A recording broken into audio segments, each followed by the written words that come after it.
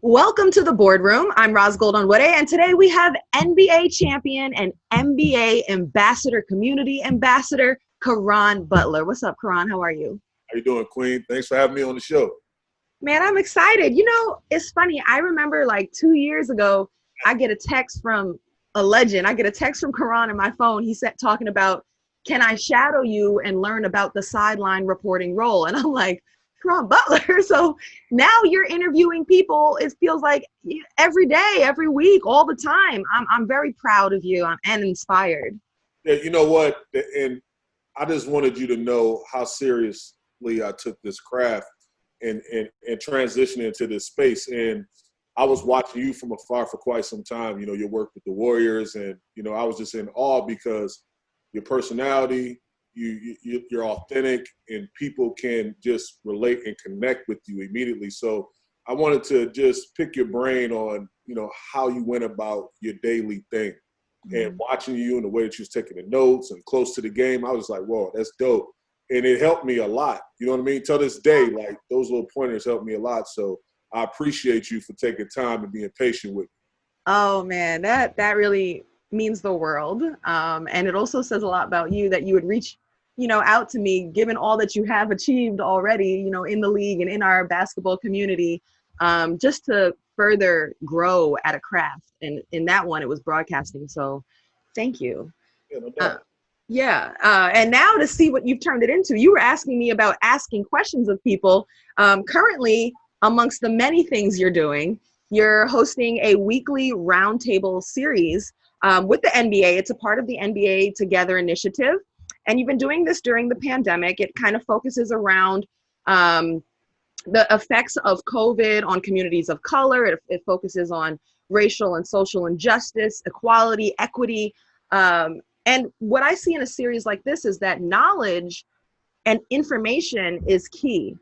Caron, from the conversations you've been having and from the communities you've lived in, what do you think Americans need to be better informed about in order to see the changes that we've been protesting and marching for with regards to inequalities and justice in America? Well, that's a great question, and I wouldn't expect anything less coming from you. And you know what?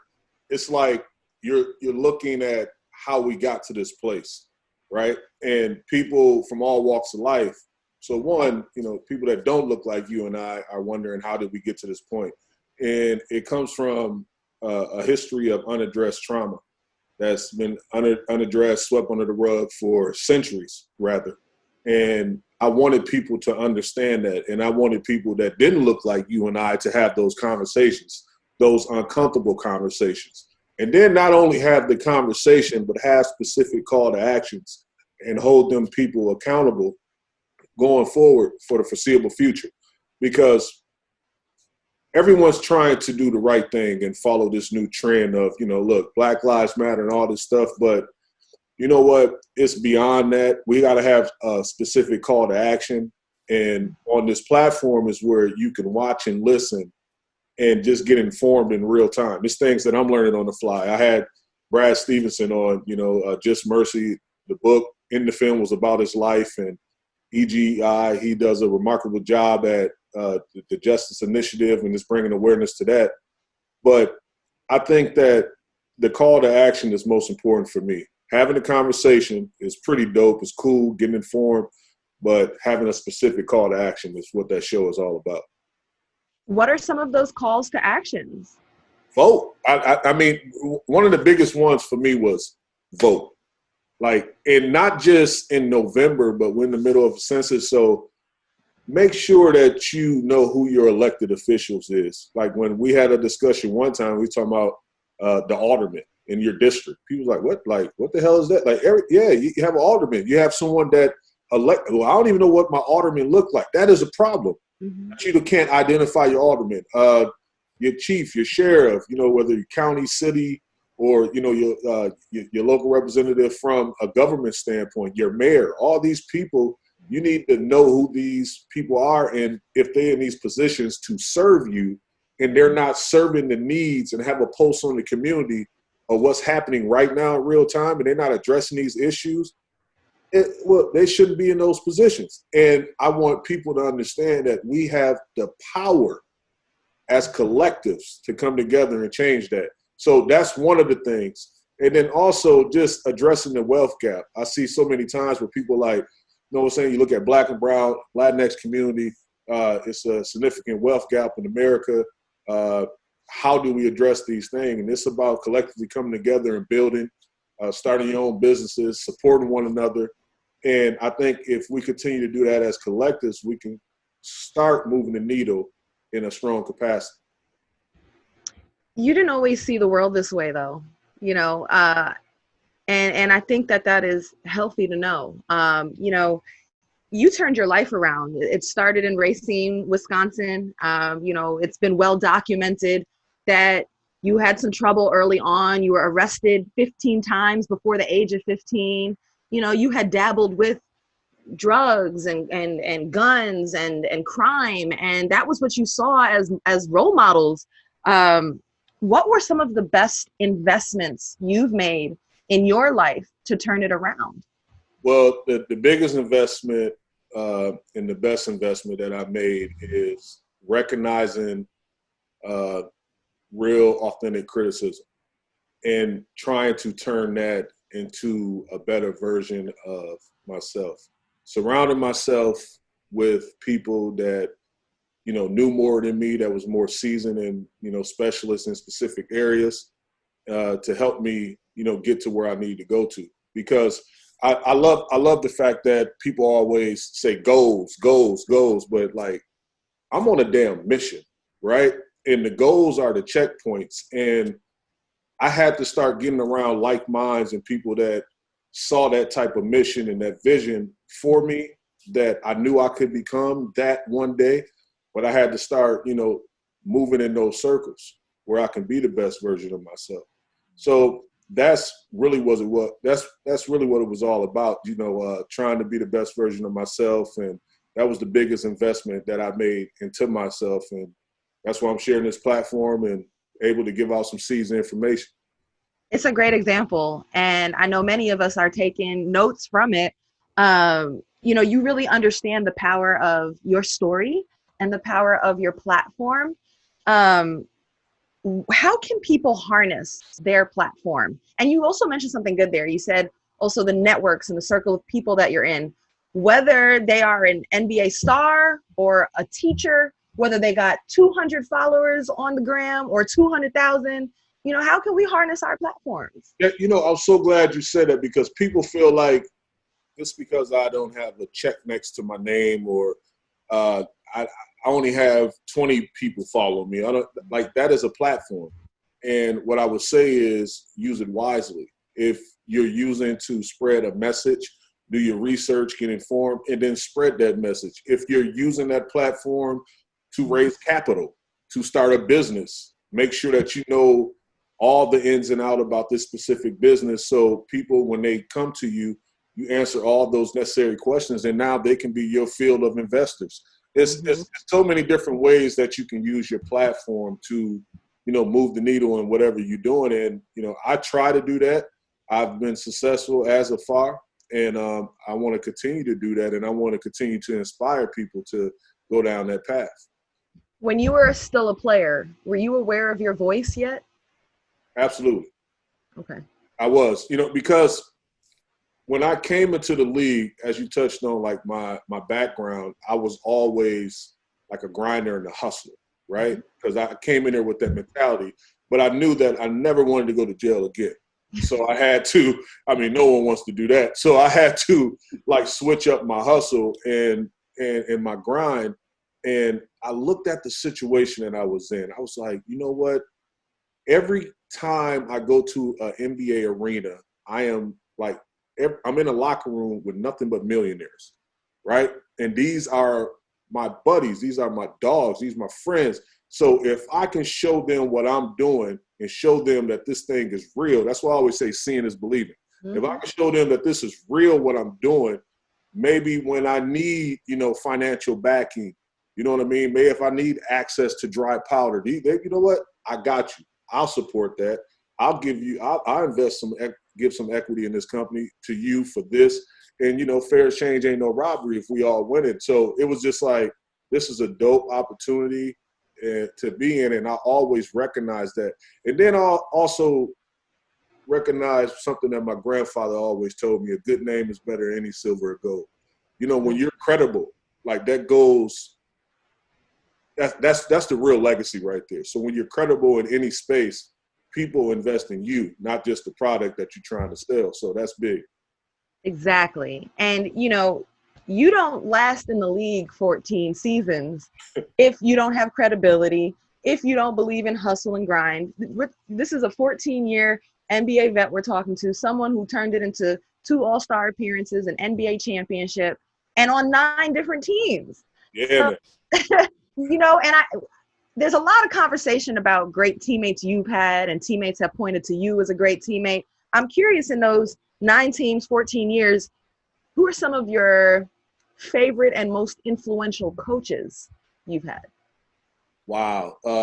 Influential coaches. It started from the top, and the godfather of the game, the legendary Pat Riley. He taught me a lot about proper performance, preparation, winning your matchup, being determined, dedicated, and disciplined, right? So all those things, it applies to the game of basketball. But get this, it also applies to being consistent and great in life. So I had to learn how to be the best teammate under his umbrella, with the Miami Heat. And, whether it was being a starter, whether it was being the third leading scorer, or being injured and being at the end of the bench and finding a way to be an asset to the team. The same way it goes in life. You're not always going to be the star in whatever role or whatever capacity of the business investment, but your role may be different. To get a small percent of equity, you might have to be the person to push the product or the initiative a different way. And buying into that on the sports platform helped me in the business space. It really has. And I'm forever grateful to that organization for teaching me those qualities, because, I was young. I didn't know those things. Everybody wants to be the man, the big man all the time. But, sometimes you just got to sit back and just receive information. And I'm glad that I was mature enough to the point to sit back and receive all those seeds of information. It's funny, Pat came to mind first, and it makes sense because you were drafted first to the Heat in number 10, I believe, in the first round. And, that's where your story started in the league. Of course, you were part of an epic trade to bring them Shaq and you to LA. You spent a majority of your career, though. When I think of Caron, I remember you, with the Wizards. And, you've been on a number of teams. Are there certain places or franchises or organizations that sit with you in your heart the deepest at this point? Yeah, it's clearly the Lakers and the Wizards and Dallas, because I had the most success with those teams. We talk about team success, we talk about individual success, but then when you talk about all the things and the teachings that Pat Riley was teaching me when I was with the Miami Heat, fast forward to when I did get traded for Shaquille O'Neal, I come and I joined forces with my brother, God rest his soul, Kobe Bryant. It was just like, that was a huge transition for me as a human being and as a man in this game, because I was learning some of the things from Pat Riley, and I got what he was saying. But when I got to Los Angeles, I saw it in real time with Kobe, like the preparation, the blackouts, this how you watch film, this is what you're looking for, this. And I was just like, yo, this dude is like crazy with it. But it helped me so much to just see the game. And that's why I love being an analyst, because I watch film different from those experiences, and some of those things, along with my personal experiences, still, stick with me from those times. And then also the second act component. We used to always challenge each other on being the best version of us in the second act. Like, that chapter in that book is closed on our first act, playing basketball and being athletes. But Kobe used to always say, after everything or anything I'd done, I remember getting the book deal, signing the biopic deal with Mark Wahlberg, and he said, you know what? Now what? Now, what's next? And every time I do something of significance where I hit one of those goals, the checkpoints, I have that in my head, what he's telling me. Now what? So that's why I'm always like moving and got a lot of irons, on the stove. I got a lot of stuff going because I'm always hearing that voice and that message from him. Right, and congratulations. I know the documentary is Emmy nominated right now. So many great things happening for you. You mentioned that Kobe and Pat Riley made you see the game different and watch film different, which gives you an advantage as an analyst. So how are Kobe and Pat Riley making you watch film of the game differently?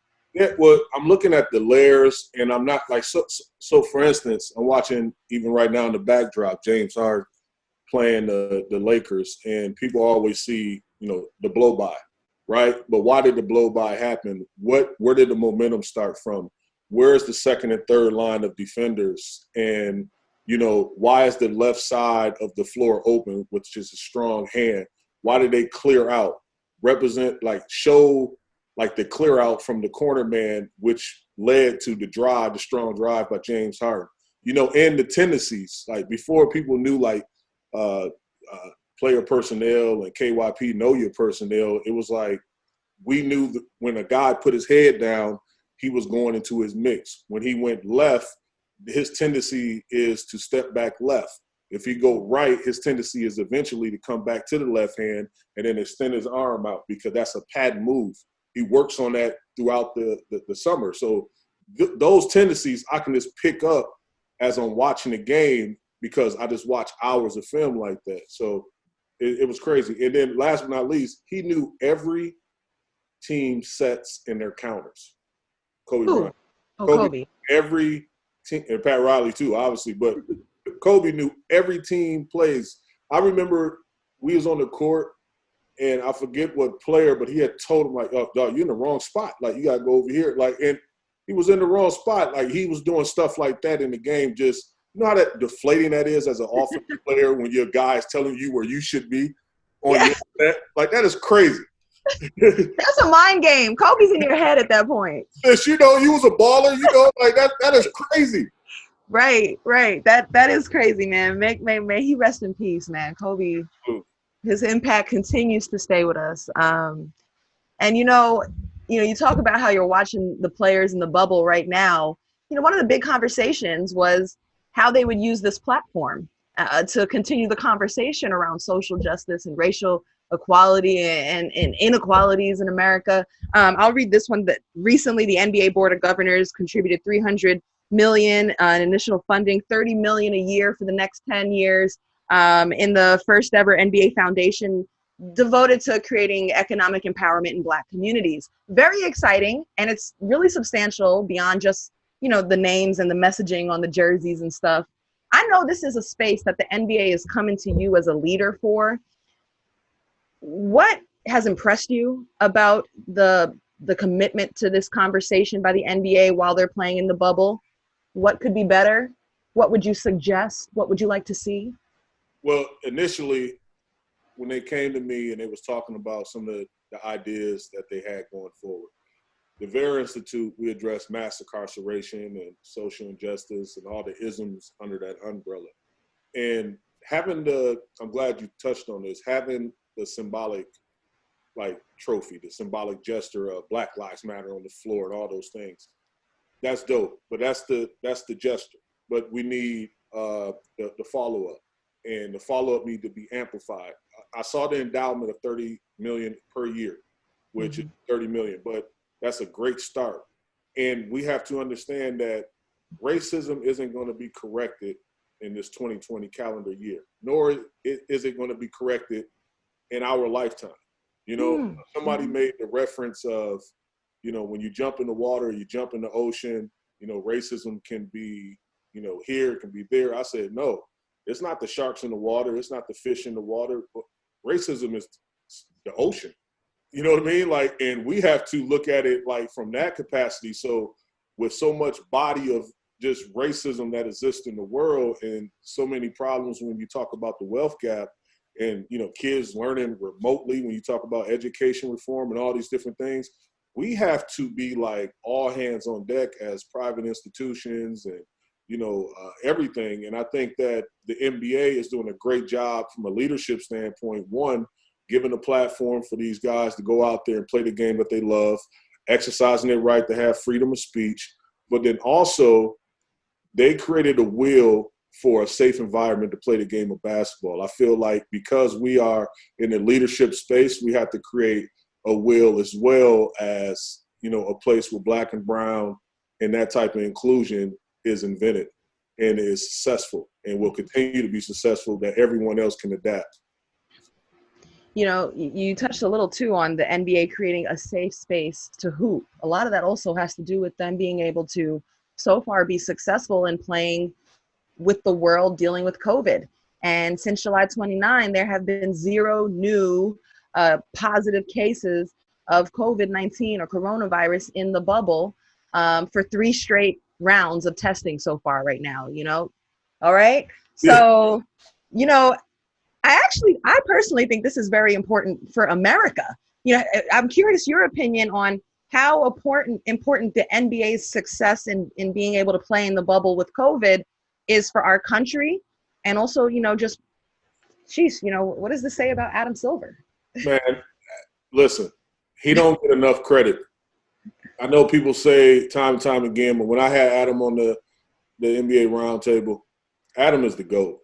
It's simple as that. Like, he is the GOAT because, and I'm not just saying that because I work with him and close with him, but it's just that his actions, his character as a man and what he stands for and what he's all about for, our players and for this league. And, a forward thinker, he gets it, he understands it.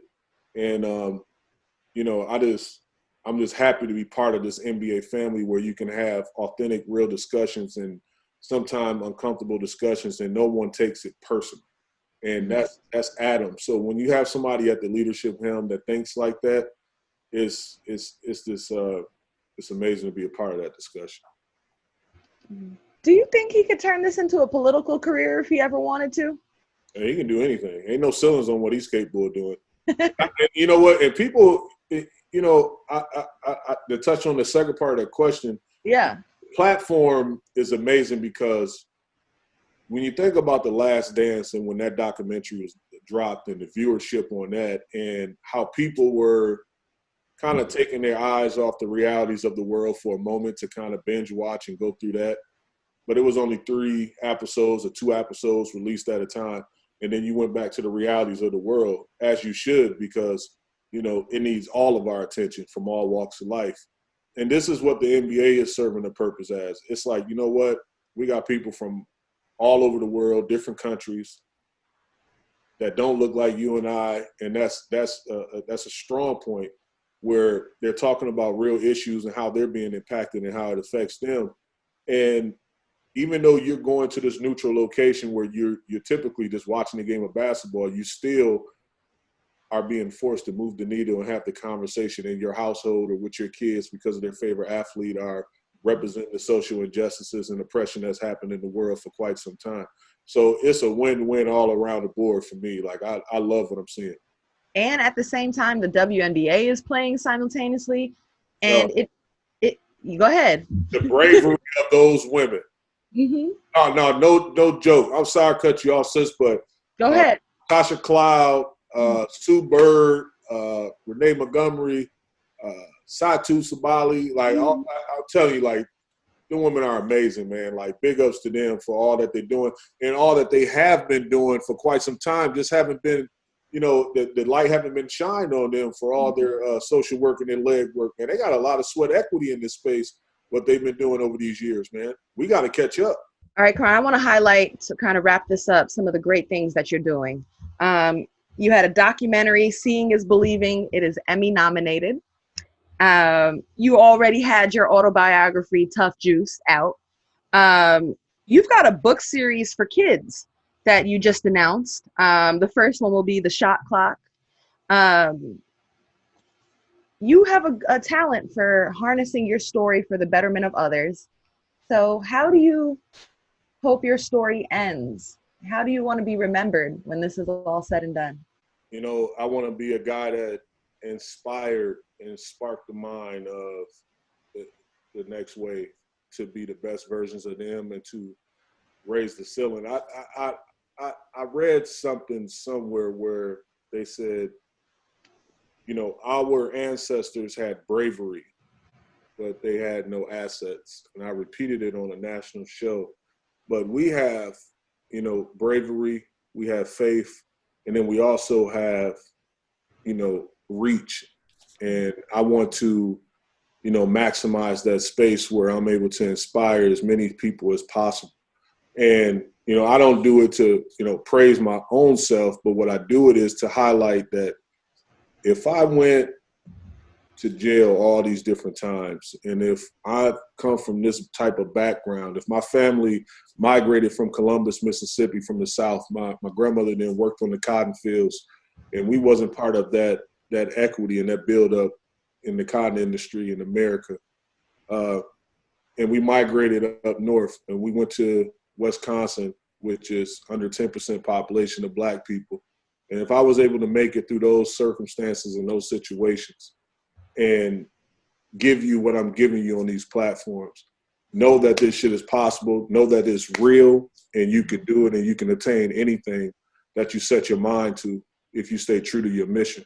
So that's what I want my legacy to be. I want people to, you know, continue to attack their dreams, you know, with all of them, not a percentage, but with everything in you, and know that you can accomplish anything. Amen, man. That's well said. And seeing is believing, as you like to say. Thank you. Thank you so much for joining us. I'm proud of you. Keep shining light, and we'll be looking out for more of your content. Yeah, likewise. See you, sis.